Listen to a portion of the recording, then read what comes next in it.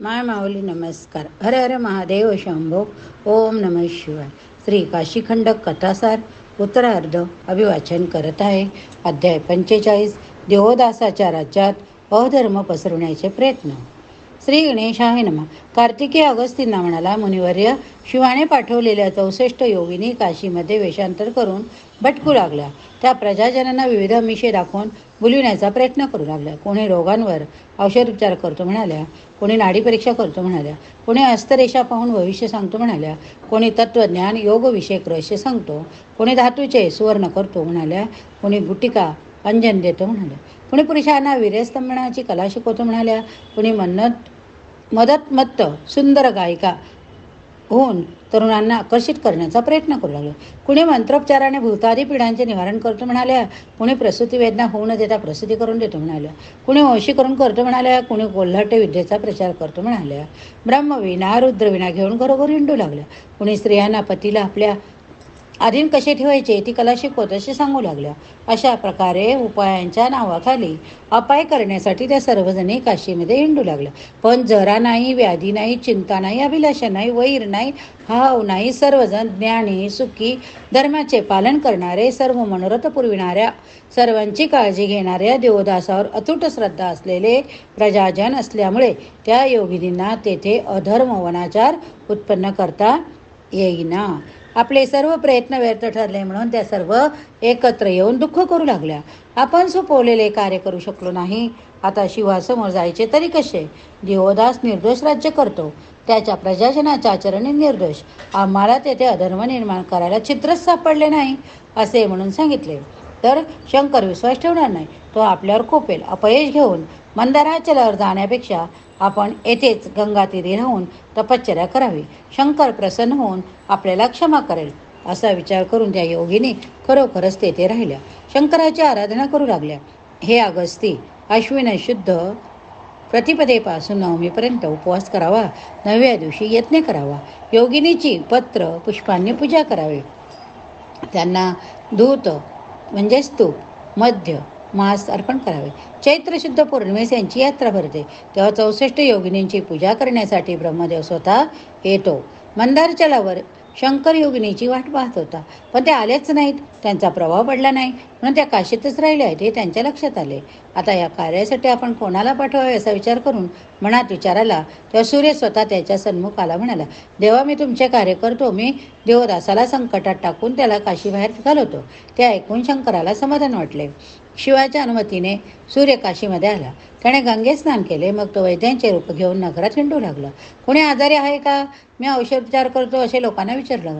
देवदासाच्या राज्यात कुणीही व्याधीग्रस्त नव्हते, त्यामुळे सूर्यालाही निराश व्हावे लागले. तो चिंतानूर झाला. वाराणसीच्या योगाने व्यथित झालेल्या शंकरापुढे जाण्याचे त्याला धाडस होईना.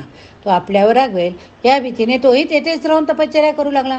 काशीच्या 8 दिशांना 12 आदित्याच्या रूपाने रक्षक म्हणून काम करू लागला. त्या 12 आदित्यांची नावं काय?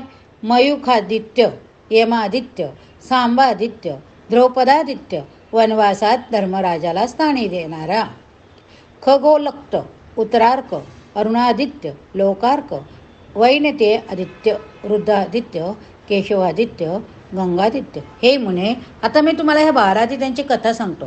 शंकराने आपल्या तृतीय नेत्रातील धगधगणाऱ्या महातेजस्वी अग्निकश्यपाच्या वीर्यरूपाने आदित्यास दिला. त्यापासून तिच्या हातात जो पुत्र जन्माला आला तोच सूर्य होय. कामधेनूच्या शापाने पार्वती द्रुपद राजाची कन्या द्रौपदी म्हणून जन्मली. तिच्यासाठी शंकराने पांडवांचे 5 रुपये घेतले व त्या द्रौपदीच्या जन्माची कथा कशी तर ती आता ऐका. विधिपुत्र वशिष्ठाला द्रुपद राजाने प्रसन्न करून घेतले होते. त्याने राजाला 2 पुत्र 1 कन्या होईल असा वर दिला. काही दिवसांनी द्रुपदाने मंदाकिनीच्या तीरी कल्पाक्ष राजाच्या नगरात यज्ञास आरंभ केला. याज उपायाज हे 2 ऋषीबंधू त्या यज्ञात ऋग्वीज होते. पूर्णाहुती झाल्यावर यज्ञ नारायण द्रुपदावर प्रसन्न झाला. तेव्हा त्या यज्ञविधीतून मुकुट, धनुष्यबाण, खेटक यासह एक तेजस्वी पुत्र प्रगट झाला. तोच दृष्टद्युम्न होय.